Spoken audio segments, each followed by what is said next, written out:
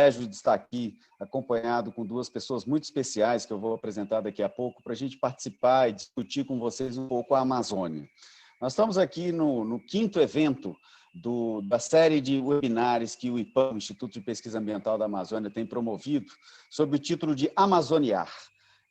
Nós, no IPAM, temos quase uma crença na nossa instituição de que a informação de boa qualidade, ela promove mudanças. O Instituto de Pesquisa Ambiental da Amazônia, há 25 anos, tem feito da ciência e da pesquisa a base do seu trabalho, nesses 25 anos, na Amazônia, mais recentemente também no Cerrado, mas a nossa tentativa é de entender a dinâmica que acontece nessa região, tanto a dinâmica do desmatamento, quanto também a dinâmica da produção sustentável, da harmonia entre as atividades humanas e a floresta, e acreditamos que com informação qualificada e bem colocada, a sociedade vai ter condições de tomar as suas decisões de maneira adequada, os formadores de opinião vão poder, enfim, construir suas opiniões com maior qualidade, e os tomadores de decisão, por sua vez, tomarão melhores decisões. Essa é a crença do IPAM. A gente tem trabalhado ao longo desses anos, dessas décadas, na realidade, com essa lógica em mente, mas nós entendemos também que apenas produzir a informação não é suficiente. Nós precisamos de fazer a informação chegar às pessoas, chegar à sociedade. Precisamos, em outras palavras, mastigar um pouco a ciência para que ela seja mais palatável e permita realmente ser absorvida, a informação ser absorvida pela sociedade. E é isso que nós estamos fazendo nessa série de webinars, convencionamos chamar de Amazoniar. Nós temos um momento muito especial da região amazônica, o mundo está preocupado com o que está acontecendo na Amazônia, a sociedade brasileira está preocupada com o que está acontecendo na Amazônia, e a gente olhar isso pelo prisma, pelo olhar positivo, significa que pode, então, trazer essas atenções para se converter em oportunidade na região amazônica. O tema do nosso webinar de hoje, do nosso seminário de hoje, é produção e consumo sustentável e qual que seria o papel do comércio internacional nesse processo de estimular o consumo e a produção sustentável. A Amazônia, mais uma vez, tem inúmeras oportunidades para o mundo, de produtos, de serviços ambientais. O mundo está interessado na Amazônia. Nós, brasileiros, temos um papel muito grande de mostrar essa Amazônia, mostrar essas oportunidades para o Brasil e para o mundo. E é um pouco o que a gente está fazendo aqui hoje. Tá? Nós temos, como eu disse antes, o privilégio de ter duas pessoas que conhecem profundamente o tema da sustentabilidade, os desafios que a Amazônia, que o Brasil, que a América Latina tem para se encaixar nesse mundo que está clamando por mais sustentabilidade na produção, por mais sustentabilidade no comércio, por mais compromisso das pessoas, das famílias, dos países com as gerações futuras. Então, nós estamos num momento muito ímpar do planeta e convidamos aqui duas pessoas, mais uma vez, especiais. A primeira é a Andrea Werneborg. A Andrea é da Tropical Forest Alliance, é uma querida amiga do IPAM, conheço há muitos anos. A Andrea é bióloga, tá? Mas uma bióloga que tem MBA, um foco, é bióloga pela Universidade de São Paulo, mas que tem MBA pela Fundação Getúlio Vargas, com foco em sustentabilidade, trabalhou com análises técnicas e análises de sustentabilidade e negócios no ambiente do Forest Stewardship Council, né, do FSC, da certificação de florestas, e mais recentemente, há 4 anos,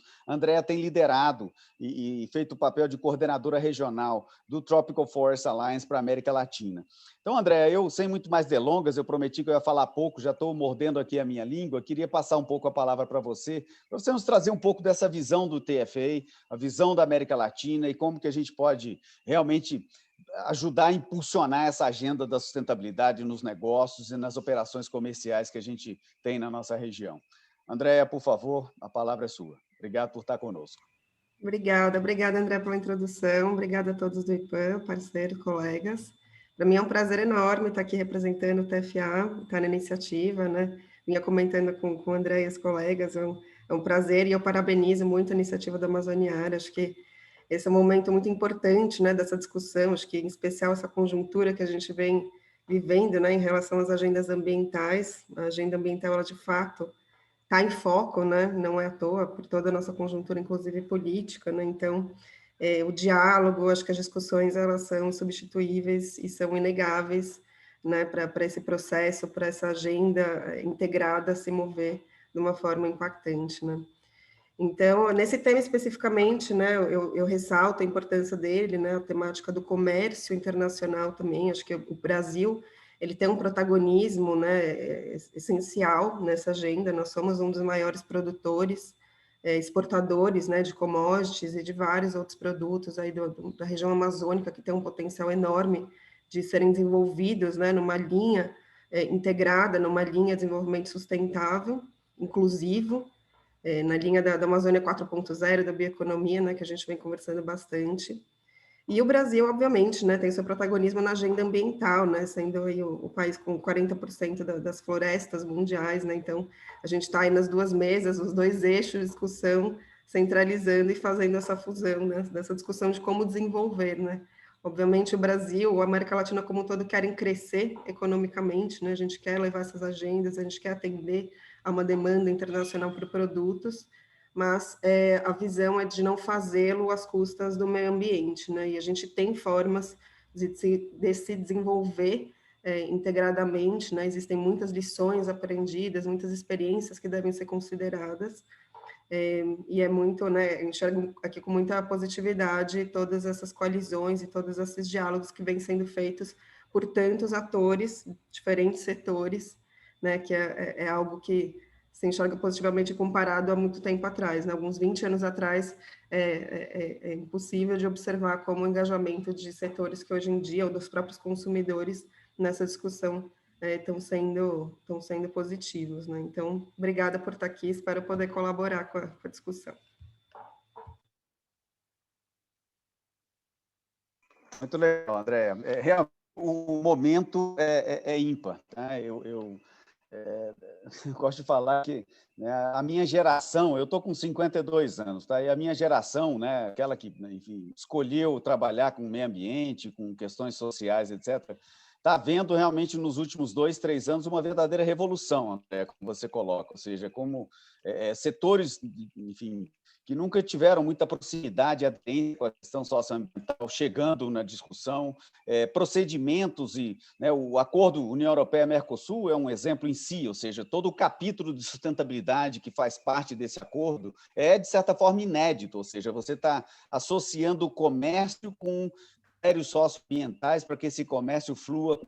Isso tudo nos coloca realmente num momento diferente. Eu gosto de dizer que as coisas que, como fizemos, não serão feitas daqui para frente da mesma maneira. A gente está diante de mudanças de paradigma, o paradigma que nos trouxe até agora, que foi aquele de expandir a fronteira, de continuamente estar sumindo, digamos assim, os ele vai ter que ser modificado, né, por uma questão física até. A Terra, né, o planeta está apresentando claros, está chegando ao limite, vide os oceanos, vide as florestas tropicais, a atmosfera, a poluição dos rios. Então, se a gente não unir as forças da sociedade para endereçar essas questões e mudar o paradigma, de fato, nós vamos enfrentar sérias dificuldades aí nos próximos anos. Eu vou chamar agora, Andréa, obrigado pelo seu comentário inicial. Outra pessoa também é muito especial, para mim é uma amiga muito querida, que é a Lucimar Souza. Lucimar é psicóloga, tá? E eu acho que essa é uma formação, né, Lu? A gente às vezes brinca. Eu acho que nós todos ambientalistas precisamos desesperadamente nesse momento atual, mas a Lu é psicóloga, tem mestrado, psicóloga pela Universidade do Pará, tá? Tem mestrado no Centro de Estudos Latino-Americanos da Universidade da Flórida. Tá? Como eu disse, está dirigindo hoje a nossa área do IPAM de Desenvolvimento Territorial. Lu tem uma vasta experiência de trabalho com comunidades, com educação, com a questão de gênero, enfim, tem sido uma voz muito ativa, enfim, cidadã amazônica, né, Lucimar? Quer dizer, nascida em Altamira, quer dizer, no coração da floresta, conhece a floresta, conhece as pessoas da floresta, com muito pouca gente. E eu queria muito te ouvi-lo, tá? Toda a sua experiência, visão e conhecimentos de campo, aquilo que nós conversávamos mais cedo, quer dizer, as oportunidades que as comunidades da Amazônia têm, mas que ainda não conseguimos realizar isso como fonte de renda, como fonte de negócio, como uma fonte de oportunidade de desenvolvimento econômico. Como é que a gente destrava isso, Lu? Vamos lá. Boa tarde, Andréa. Boa tarde, André. Sejam todos bem-vindos à nossa live. Boa tarde para todas as pessoas que estão assistindo. É um prazer estar aqui. Eu gosto muito do título dessa websérie, Amazoniar, né? Alguém recentemente falou sobre amazoniarmos o mundo, né? Sobre contagiar o mundo de Amazônia. Então, eu acho que tem que virar um verbo mesmo, amazoniar. É uma palavra muito bonita. Bom, fui convidada para falar sobre comércio, e aí deixo a parte de comércio internacional para a Andréia e foco mais na parte de comércio local e regional, que é o que eu tenho um domínio significativo. A Amazônia, André, ela é uma marca, né? A Amazônia hoje ela é uma marca pela sua quantidade de florestas, pela quantidade de biodiversidade, pela quantidade de água. Então, você fala a Amazônia e ela é uma palavra que ela tem um significado muito grande, né? Quando você pensa o que a Amazônia pode mostrar para o mundo em termos de produção e de produtos regionais, de sabores únicos, do que a Amazônia pode ofertar para o mundo, se você for pensar em frutas, né? Tem frutas incríveis, assim, o cupuaçu é uma fruta incrível, de um perfume incrível, de um sabor único. E aí, assim, vou falar o cupuaçu, mas aí tem um conjunto de frutas da Amazônia. Eu sou super suspeita para falar disso, né? Nascida na beira do rio Xingu, então, assim, tenho o hábito de consumir muitos produtos da Amazônia. Os óleos, que são incríveis também, altamente utilizados hoje em dia na indústria de cosméticos e outras indústrias. As delícias gastronômicas da Amazônia, eu acho que o açaí é um dos produtos o açaí e o cacau, vamos dizer assim, que são produtos que conquistaram o mundo inteiro. Mas o tucupi é uma coisa incrível também, super única da Amazônia, que você consegue fazer comidas assim deliciosas. E citando de novo 3 exemplos, né? 2 bem conhecidos e talvez um não muito conhecido no mundo. Mas dando um exemplo, né? A variedade de peixes que a Amazônia tem, os sabores desses peixes da Amazônia, são alguns das coisas que a gente pode citar como produtos que a Amazônia tem para oferecer para o mundo, né? E em termos de produção, André, assim, a Amazônia produz quase 93% de todo o açaí, quase 90% da castanha, 90% do cacau. Então, a gente tem uma produção significativa dessas coisas únicas, que têm os sabores únicos e que podem propiciar para o mundo essa experimentação do que é a Amazônia. Só que o processo de comercialização, que é o tema da nossa conversa de hoje, ele tem desafios enormes, ele tem desafios amazônicos, vamos colocar assim, para dar uma dimensão do tamanho desses desafios, né? A gente ainda tem desafio na produção, se é na agricultura, há um conjunto de desafios na produção, se é no extrativismo, há o desafio da coleta no extrativismo, né, que são as distâncias, os riscos da floresta, o volume de produção, enfim, uma questão. A gente ainda tem muitos desafios ligados ao beneficiamento desses produtos. Então, eu que produzo, o que eu entrego para o mercado e quanto que isso custa, dependendo da forma que eu entrego. E a gente também tem desafios enormes na agenda de comercialização.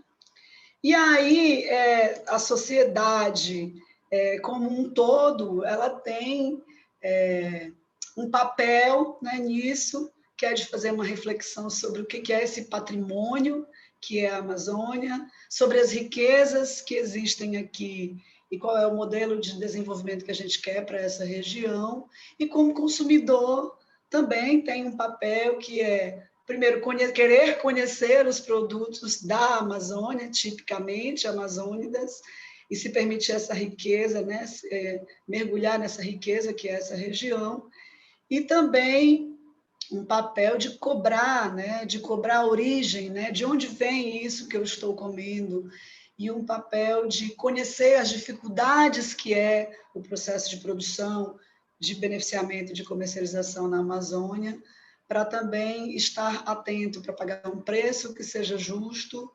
E o fato de que algo foi produzido na Amazônia não necessariamente significa que foi produzido atendendo critérios de sustentabilidade. Então, eu acho que o consumidor também tem um papel no sentido de entender o que são os critérios de sustentabilidade e cobrar que esses critérios sejam atendidos. Então, uma boa live para a gente e estou aqui para dar alguma contribuição na medida do possível. Muito legal, Lucimar, obrigado.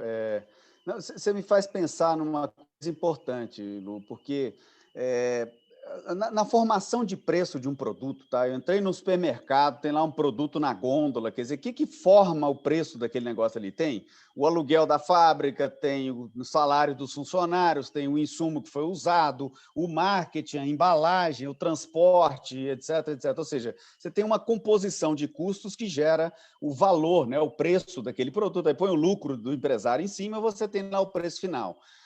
Eu acho que os produtos que saem da Amazônia têm que ter alguns elementos a mais nessa equação, porque o açaí, que você mencionou, ele ajuda a conservar a floresta amazônica, e conservar a floresta amazônica tem um custo embutido. Então, eu acho que é importante, sim, esse tipo de diálogo e uma aproximação maior com o consumidor, para que ele entenda que, ao pagar um preço que ele pode achar, ou ela pode achar até mais caro por aquele açaí, ele ou ela tem que entender que esse preço a mais significa que aquele processo de produção, seja do açaí ou da castanha ou qualquer ele que seja, ele tem como resultante também a manutenção de floresta em pé, que é algo que esse consumidor também preza. Então, eu acho que tem uma equação aí de custo que a gente tem que desenvolver, talvez, para posicionar os produtos da floresta amazônica junto aos consumidores, principalmente internacionais, mas também em alguma dimensão nacionais, para que a valorização desse produto sirva como uma ponte para valorizar a floresta em pé, uma ponte para valorizar a produção comunitária sustentável, o extrativismo e assim por diante. Mas é um desafio muito grande, Lu. Eu acho que o potencial existe, né? Estamos falando aí de bilhões de dólares que são transacionados desses produtos da floresta, mas o espaço para crescer é muito grande desde que a gente consiga ter realmente uma equação de custo, o preço, melhor dizendo, que remunere essa manutenção da floresta em pé, né, Lu? Acho que tem aí um desafio. Você quer comentar sobre isso, Lu? Só a cadeia do cacau, André, em dados recentes, movimentou na economia só do estado do Pará mais de R$ 1 bilhão por ano. A cadeia do açaí, entre 500, os números são meio confusos na cadeia do açaí, mas entre 500 a R$ 1 bilhão também.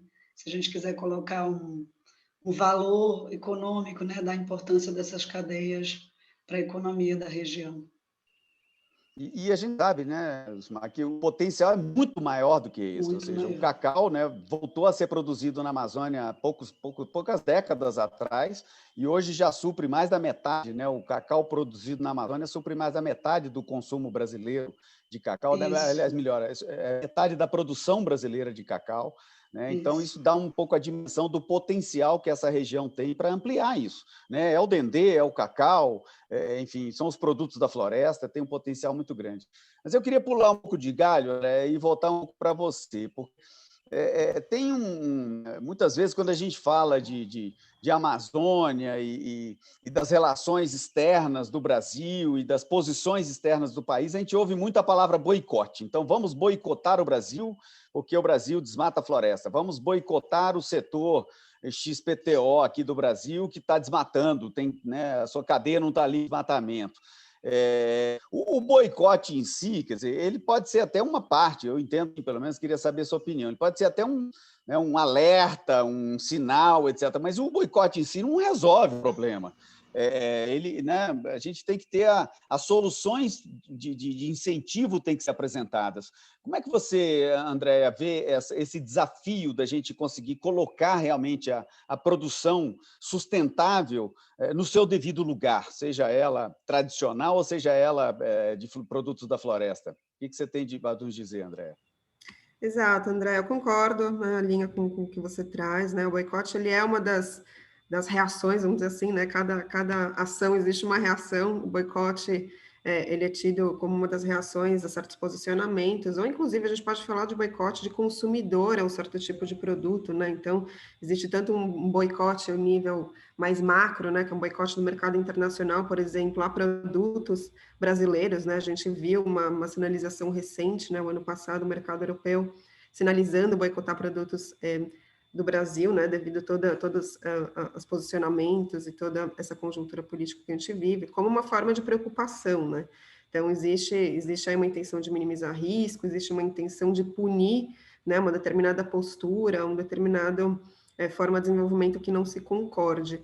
Mas eu entendo, né, que o boicote ele é também uma quebra de relação, né? Como eu não vou mais dialogar, eu não aceito, né? E você acaba fechando certas portas do diálogo e de uma construção coletiva que a gente tanto preconiza, né? Então, existem formas, né? O boicote ele pode, de fato, né, ter alguns resultados positivos, existem algumas relações que isso, de alguma maneira, acarretou ali, né, na redução de desmatamento ou na não continuidade de determinadas ações em uma região, mas a linha, né, que a gente sempre preconiza, que a gente sempre quer, é a linha da colaboração, né, de uma agenda coletiva, de como a gente vai resolver certos problemas, né, sejam eles de posturas, de vontades políticas, né, existem outros atores que conseguem garantir uma resiliência daquela economia, uma resiliência, né, daquele processo produtivo, né, então existem formas de se integrar e de pensar num plano B, C, D, que não simplesmente fechando uma porta, seja ela comercial, seja ela de relação, né? Então,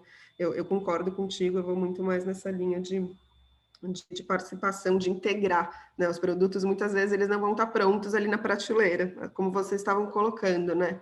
A gente tem produtos, a gente tem um potencial gigante de desenvolver produtos aí da bioeconomia, mas muitas vezes eles não também contemplam as externalidades, né? Então, como vamos pensar juntos, colocar esse produto na prateleira, né? Qual é cada peça que cada ator deve contribuir para que ele esteja lá da maneira limpa e integrada, como a gente gostaria de ver.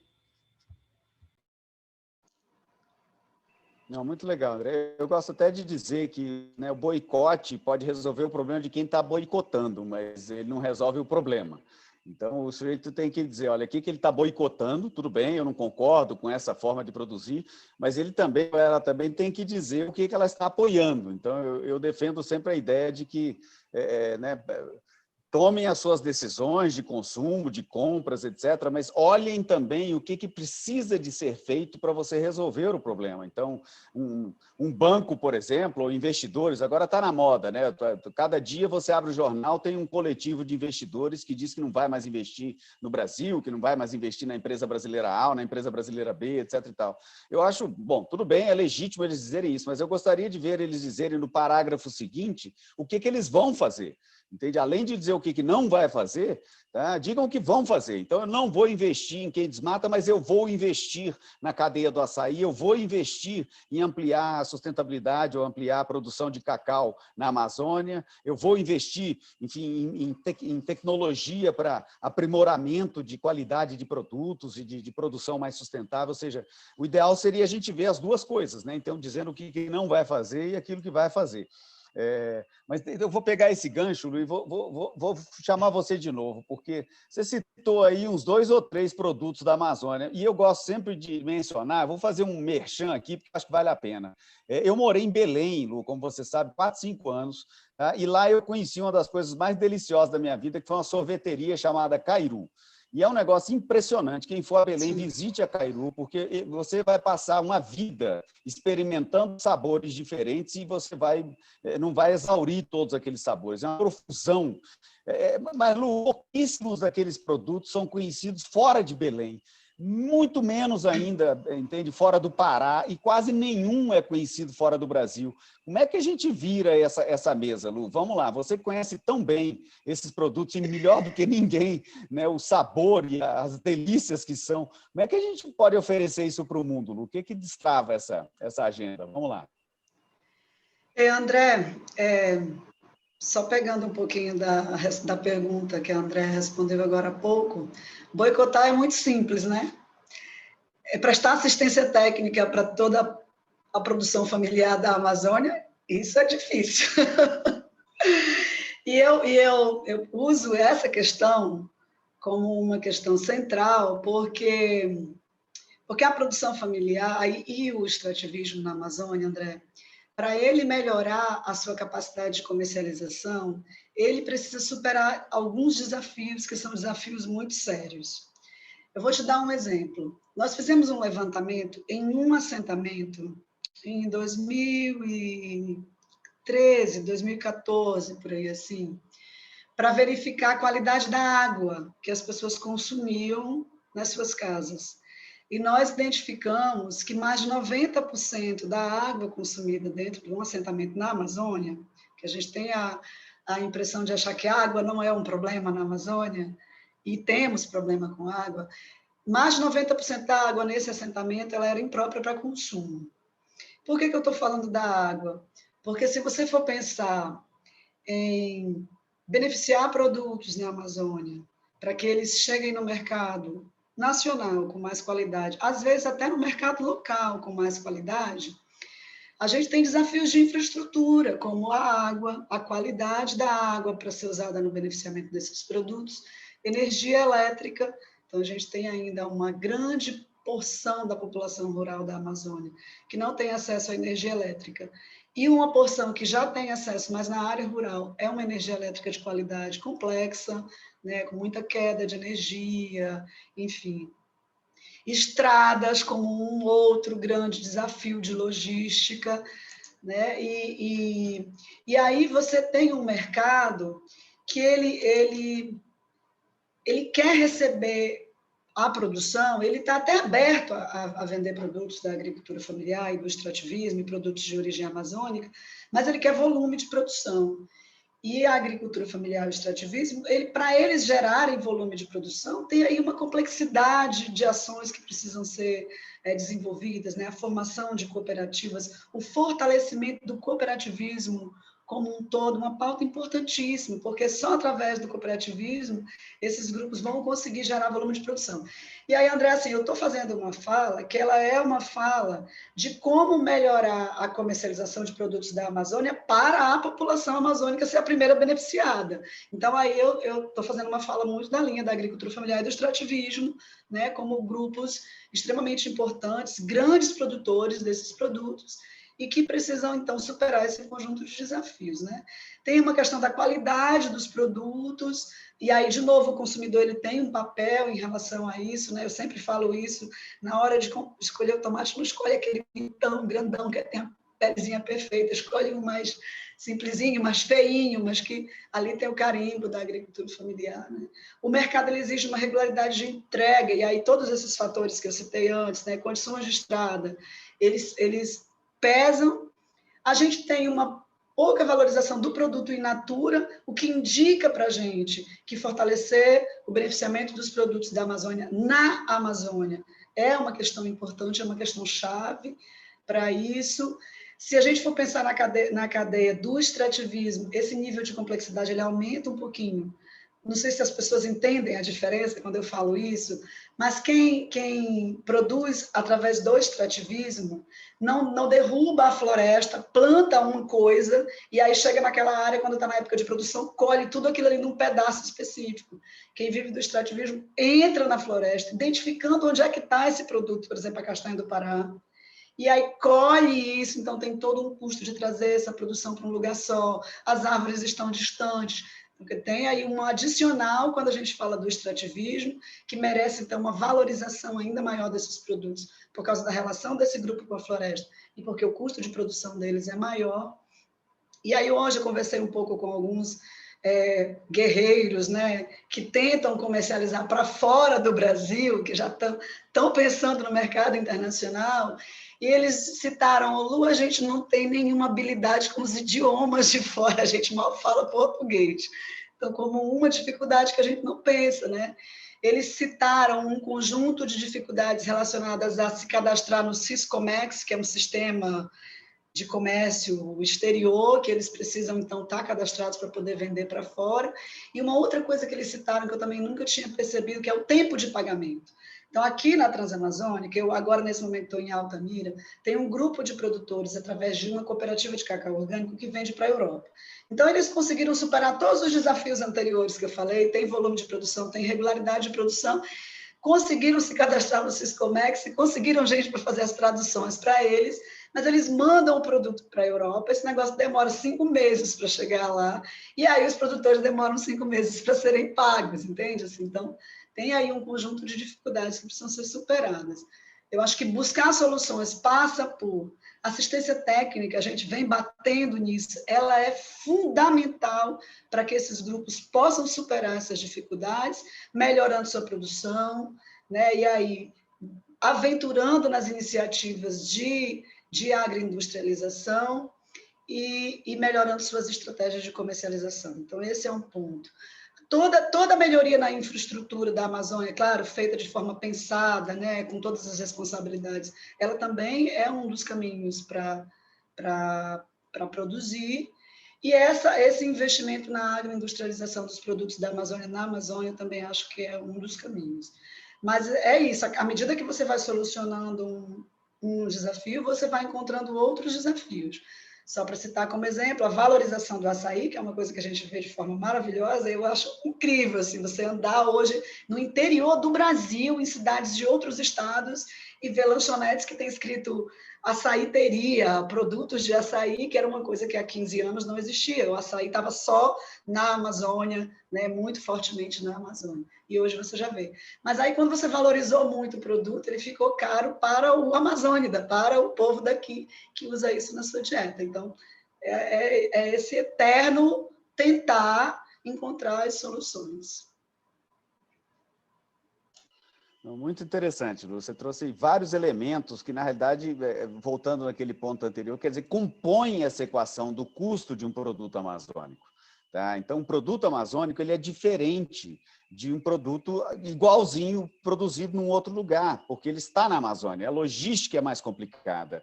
Né? A necessidade de você aglutinar para ter escala e exportar, como esse exemplo que você deu dos cacaueiros, quer dizer, esse não é simples disso acontecer. A gente conta nos dedos as experiências que tiveram certo e necessariamente essas experiências passaram por um investimento muito pesado até chegar no ponto de conseguir exportar e tudo mais. Então, mais uma vez, acho que o Brasil tem que fazer o dever de casa, sim, e valorizar esses produtos e prover a assistência técnica necessária, melhorar a infraestrutura para a produção ser melhor, mas tem um papel aí também dos países ou enfim, dos compradores em geral, dos consumidores em geral, que é de entender a equação de produção, a equação de custo desses produtos, até para valorizá-los, né?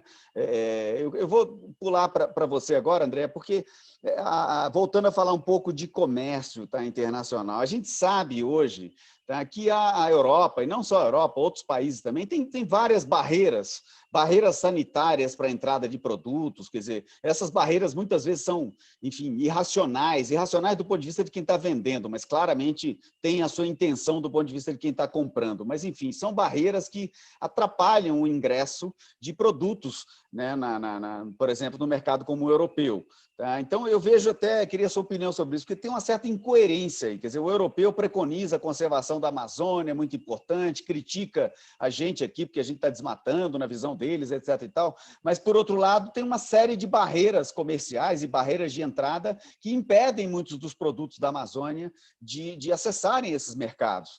Como é que você vê que a gente pode destravar isso, André? Quer dizer, o que a gente está tentando fazer aqui com a Amazoniar é informar essas pessoas, é promover o debate, mas eu acho que isso tem que se transformar em ações. Enfim, eu queria um pouco a sua leitura sobre esse desafio, André, por favor.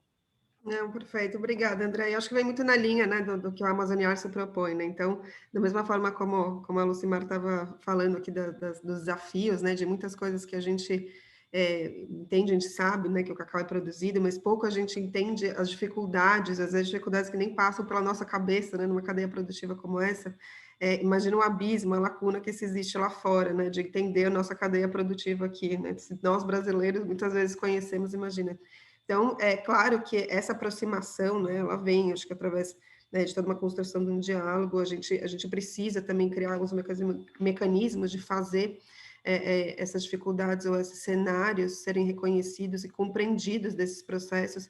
Acho que não só comercial, né, não só numa relação de compra e venda, mas uma relação de cooperação internacional. Muitas vezes os projetos também, né, que a gente constrói em conjunto, eles são praticamente inviabilizados por uma certa burocracia, uma certa descompreensão da forma como a gente atua, né, questões de língua, são barreiras, assim, que às vezes acabam ficando até, você fala, não é possível, né, que eu não vou dar um encaminhamento por uma questão tão orgânica, né.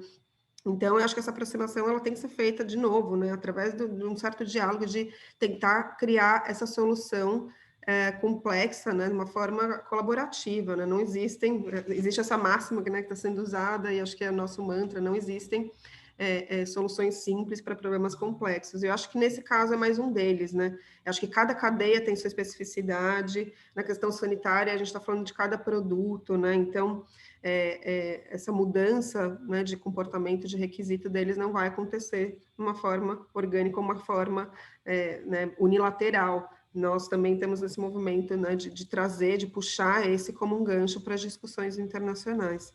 E só também adicionando, né, eu vejo, a gente fala muito aqui, a gente está falando muito dos produtos da floresta, e eu acho que também é fundamental discutir o potencial do Brasil e conectando isso com o comércio internacional, em relação aos serviços ecossistêmicos, né, e todo esse potencial que existe na Amazônia do Brasil ser um protagonista em fornecer carbono mundialmente, né? A gente tem agora a volta também dos Estados Unidos para o acordo, né? A discussão do artigo 6, então também existe aí um mundo de ativos e de recursos que estão sendo disponibilizados internacionalmente e que o Brasil deveria enxergar, né, a floresta como um potencial, como um ativo financeiro de fato, e quem sabe trazer esse investimento a soluções, a cadeias produtivas. Se a gente tiver esse olhar integrado e sistêmico, né, então eu não enxergo mais o açaí como uma cadeia única, né, a produção do açaí em si, ou a produção do cacau, de qualquer outro produto na floresta, mas sim soluções integradas podem compor um mosaico.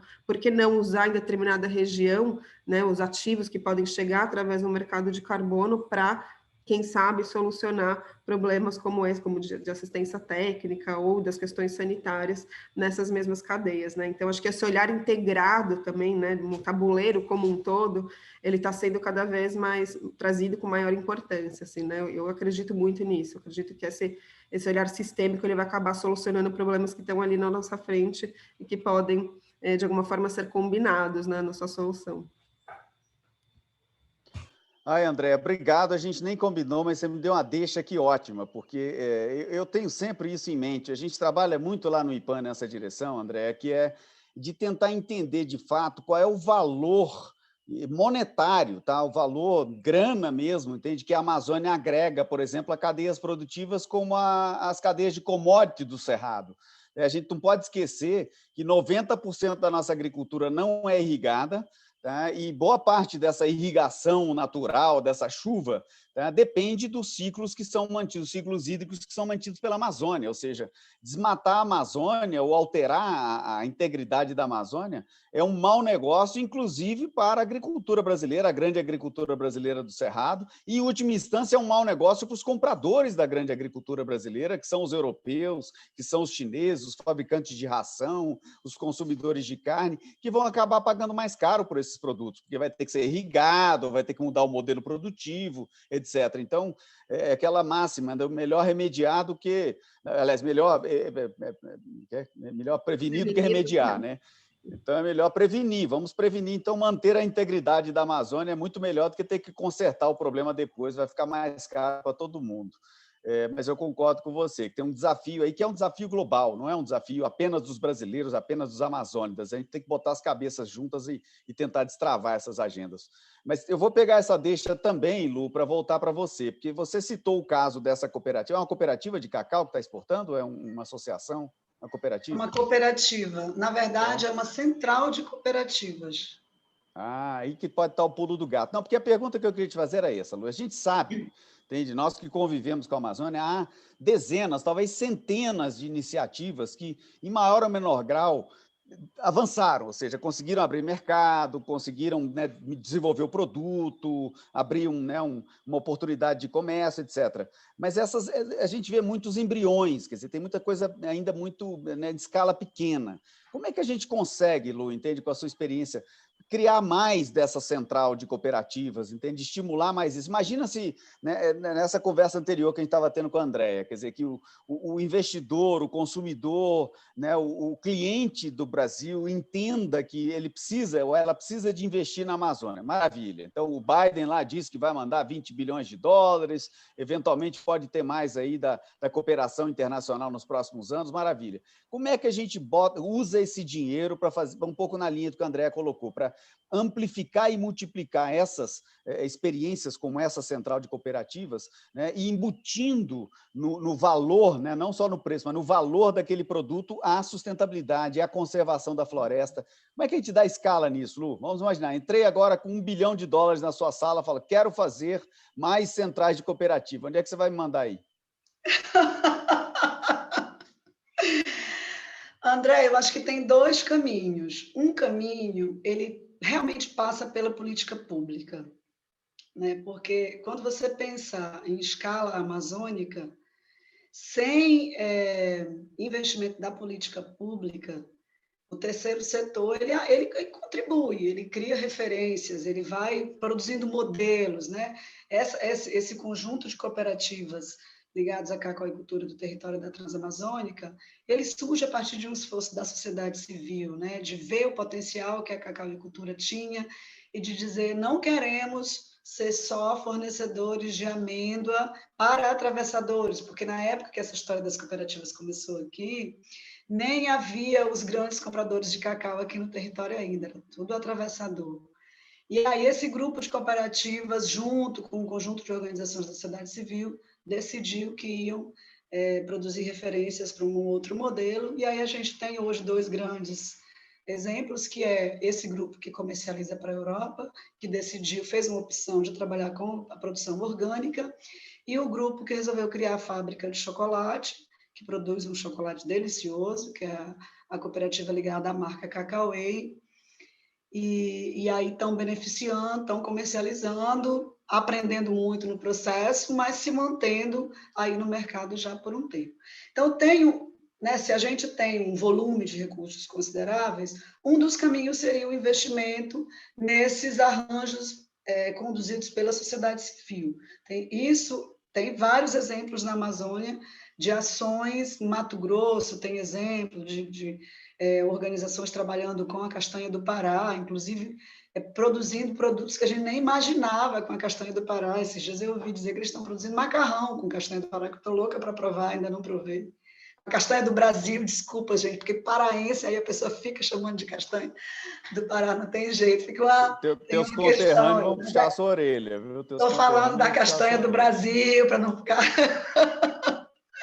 Fiquei até vermelha aqui. Então, tem vários exemplos, né, de processos conduzidos, organizados pela sociedade civil. E o outro caminho é o caminho das políticas públicas, né? A gente precisa realmente melhorar as políticas públicas de assistência técnica e o outro conjunto de políticas públicas ligadas ao desenvolvimento rural. Durante um período muito grande, por exemplo, os mercados institucionais, tanto o Programa Nacional de Alimentação Escolar como o PA, tinham um volume considerável de recurso para o investimento nas compras de produtos oriundos da produção familiar e do extrativismo da Amazônia. Em um determinado momento, esse recurso diminuiu, principalmente no PA, chegou a quase zero.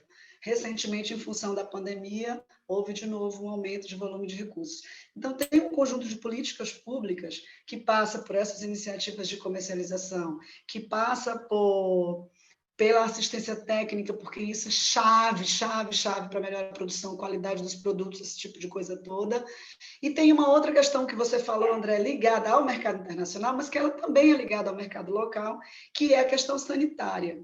Pouquíssimos estados da Amazônia, por exemplo, se a gente for pensar em mercado regional, possuem legislações estaduais que favoreçam uma produção artesanal, extrativista, de origem amazônica. Então, esse é um outro caminho que a gente precisa olhar para essas políticas públicas. Não conseguimos avançar em legislações federais que favoreçam isso, vamos para as legislações estaduais. E está faltando muito isso nos estados da Amazônia ainda. Só para você entender, eu só conheço, pode ser, me desculpem se houver outra, um estado que possui lei de produção artesanal que favorece aí um conjunto de comércio de produtos oriundos da floresta, que é o estado do Pará. Deve ter algum outro estado que tem, mas eu não tenho conhecimento. Então, tem esses dois caminhos que são importantes. É preciso ter investimento. Só para você ter uma ideia, hoje eu conversando com um dos representantes da Central de Cooperativas, ele falou, Lucimar, se nós tivéssemos como, de forma mais simplificada, acessar recurso para formar capital de giro, que eu pudesse pegar o estoque, formar um estoque, pagar o produtor, e aí o produtor fica tranquilo. E aí eu vendo isso para o mercado, e aí sim eu posso esperar 5 meses para receber, já seria já seria uma coisa extremamente importante. Mas aí ele falou, mesmo os créditos que existem disponíveis para formar capital de giro, a gente tem dificuldade de acessar. Então, tem um conjunto que ele é relacionado à política pública, sim, de coisas que a gente poderia melhorar para facilitar. Muito legal, Lu.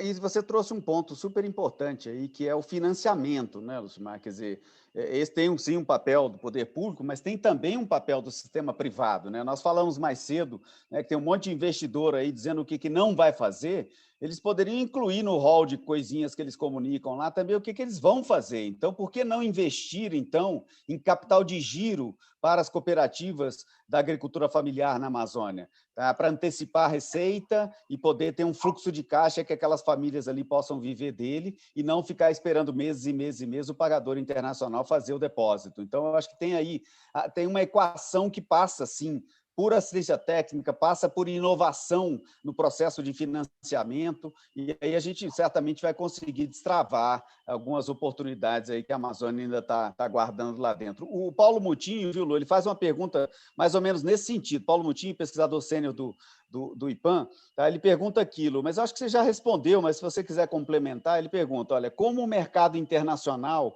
pode se conectar ou encontrar os pequenos produtores da Amazônia que estejam protegendo a floresta e produzindo certo? Você quer complementar um pouco sobre isso? Achei legal essa pergunta do Paulo. André, recentemente eu tive uma conversa com uma pessoa que eu acho que estava em Londres. E aí a ideia era, então, pensar um fundo de financiamento de produção sustentável na Amazônia. Quando eu perguntei para ele a taxa de juro do fundo, foi muito engraçado, porque ele falou 12%. Eu falei, os bancos públicos na Amazônia financiam com uma taxa de juros muito menor. Essa taxa de juros ela é impossível de ser praticada. Imagina uma produção familiar pegando um financiamento que a taxa de juros anual é 12%. Não funciona. Então, provavelmente pegando em dólar, né, Lu? Pegando Exato, em dólar então, ainda assim, ficando com risco cambial ainda, né? Exatamente. Então, recentemente a gente começou a falar sobre os investimentos de impacto social, né? E aí eu acho que esse é um caminho. Eu acho que na equação, a gente tem falado bastante disso, pensar crédito para a sustentabilidade das atividades da Amazônia e para os usuários da Amazônia, essa questão de taxa de juros ela é fundamental. Não adianta você criar um fundo de investimento maravilhoso que vai financiar tudo que as pessoas têm anseio, como, por exemplo, financiar o capital de giro dessa cooperativa, mas que a taxa de juros seja exorbitante. Então, só para complementar, eu acho que os fundos são importantes, eles têm uma contribuição, mas essa questão de a gente precisa achar uma forma de como contabilizar o serviço ambiental gerado por essas atividades, né? Que é um pouco, eu acho que o que a Andrea falou. E aí isso gerar um desconto especial, vamos dizer assim, para os produtores e para as cooperativas da Amazônia que estão, se você usar como exemplo essa cooperativa de cacau orgânico, aí completamente comprometidas com a sustentabilidade da cadeia. E certamente estão sendo premiados pela qualidade do produto, né? A gente fala prêmio, mas o prêmio pode ser visto também como uma remuneração pela forma sustentável com que aquele produto é produzido, né, Lu? Então, acho que não é um favor que eu estou fazendo, pagando a mais para você, não. Eu estou te remunerando porque você presta um serviço para a coletividade e que eu valoro, né? Valorizo e valoro e remunero esse serviço embutido no produto, né, que eu estou consumindo na Europa, na China, nos Estados Unidos, onde quer que seja. Eu acho que tem um caminho difícil de ser percorrido, mas eu acho que esse é o caminho acertado. Para isso, a gente vai ter que, enfim, informar muito bem os consumidores. E aí eu pego a deixa aqui, André, para voltar com você. Eu queria sair um pouco dos produtos da floresta, mas falar um pouco também sobre commodities. Tá? Eu sei que o TFA tem feito um esforço muito grande de tentar entender algumas cadeias, né? Cadeia da soja, cadeia da carne. Né? A gente não pode esquecer que isso existe na Amazônia. tá? E certamente seguirá existindo nas próximas décadas. Mas a gente pode, enfim, continuar avançando com um modelo que nos trouxe até aqui, esse modelo expansionista, um modelo que gerou violência, que gerou insegurança no campo e tudo mais, ou a gente pode mudar esse modelo para um modelo de intensificação, em que você vai produzir mais unidades animal por área, que você vai ter uma maior produtividade, ou você vai combinar, né, culturas, né, como o sistema de integração lavoura-pecuária-florestas, ou seja, tem já várias formas de produzir mais e melhor na mesma área, ou até reduzindo a área. E eu entendo, queria te ouvir um pouco sobre isso, André, que o mercado internacional tem um papel, e o mercado internacional de commodities tem um papel, para além de dizer que eu me comprometo com a cadeia livre de desmatamento. Acho ótimo, defendo, apoio todas as companhias que estão dizendo isso, mas assim como na questão do boicote, não é só se comprometer com essa cadeia livre de desmatamento, mas é efetivamente trabalhar para que isso aconteça. E trabalhar para que isso aconteça é rastreabilidade, é transparência de dados, entende? Enfim, tem um esforço aí digamos assim, das traders, dos processadores, dos exportadores, que precisa de ser trazido para esse debate também, não, André? O que você nos diz sobre isso?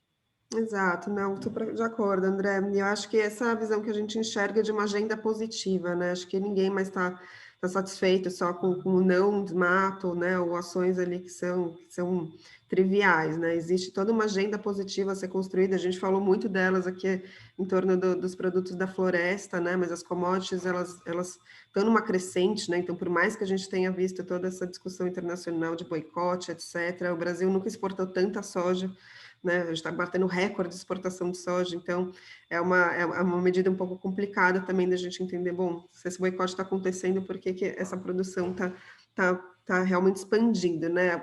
E a questão as discussões que o TFA de fato está promovendo que forma que essas produções vão se expandir, como que a gente trabalha numa agenda positiva, né? A demanda está aí, é difícil frear o mercado, né? Frente a todo esse cenário, né? Mas existem, como você mesmo falou, boas práticas, maneiras de intensificação, existe muitos dados da ciência, né, de experiências de organizações não governamentais que podem ser compartilhadas e que devem ser implementadas, né?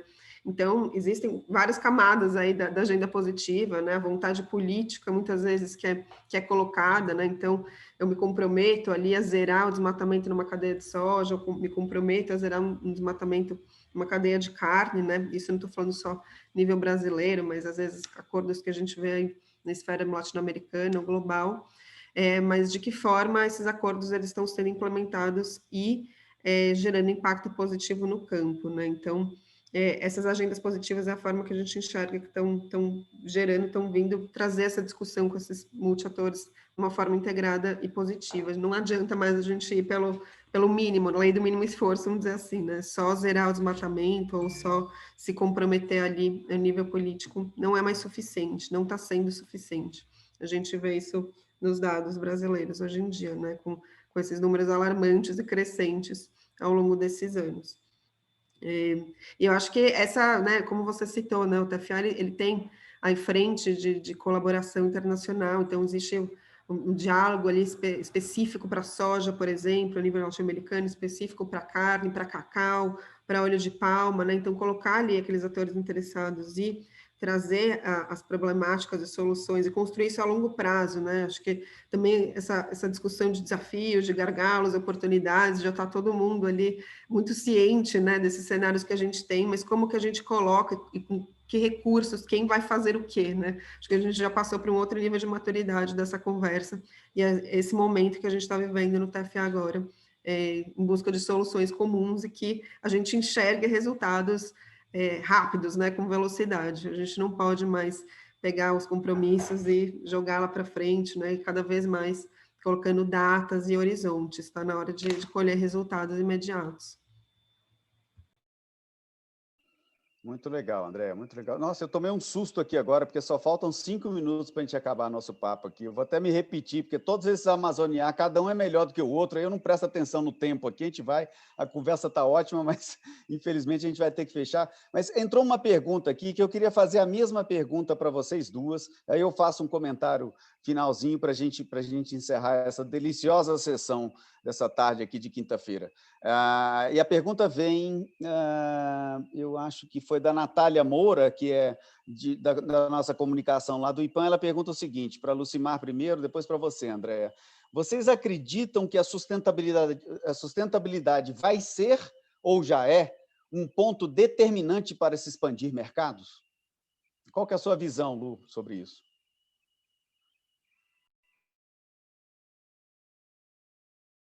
Você está no mudo. Eu gostaria muito de responder que já é, eu adoraria, mas eu acho que nós estamos no caminho. Eu acho que num horizonte não muito distante, para se manter no mercado, e aí eu acho que todas as empresas, André, não é só quem produz na Amazônia, né?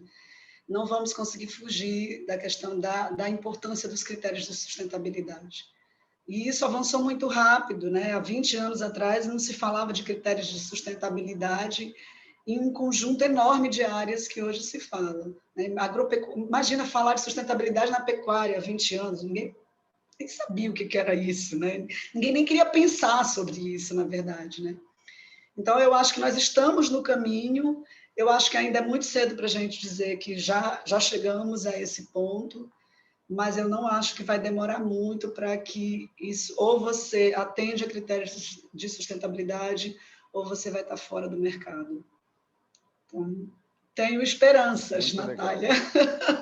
E estamos trabalhando para isso, não temos só esperanças, né? Estamos trabalhando arduamente para isso, não é, Andréa? Exatamente. Temos esperança, temos crença e estamos dedicando um bocado de energia. É isso aí, Lu. Produzindo informação, André, buscando modelos e caminhos. Exato, eu concordo. É isso aí, é isso aí. Eu acho que é um caminho, está sendo construído, mas é um caminho sem volta, né? Acho que tudo que a gente vem construindo até agora é muito difícil, né, da gente regredir. Acho que esses requisitos, essa régua, ela vem aumentando, né?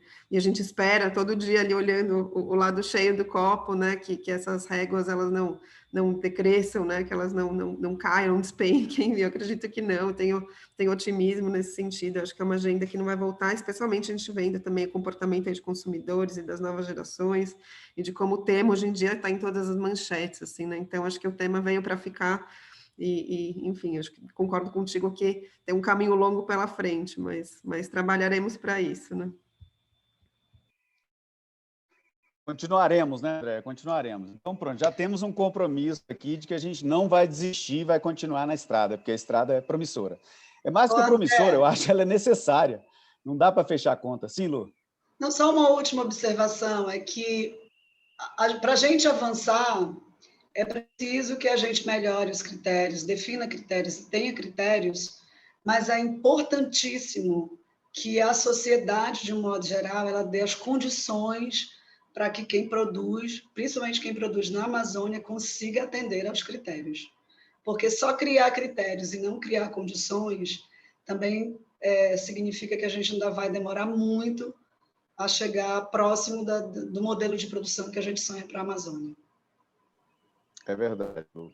Olha, gente, eu não vou nem tentar sumarizar a riqueza que nós tivemos aqui na discussão, mas eu quero pegar assim, os 2 ou 3 pontos que eu acho que foram importantes colocados por vocês duas e que eu acho que vão exatamente na direção desse momento nosso aqui, né? Lembrando o título, né, da nossa conversa aqui hoje, que é Produção e Consumo Sustentável, o papel do comércio internacional. Eu acho que fica para mais convencionais, como as commodities, né, Andréa, da soja, do milho, da carne, etc. Essas atividades precisam entrar num outro modelo, elas precisam de se reinventar.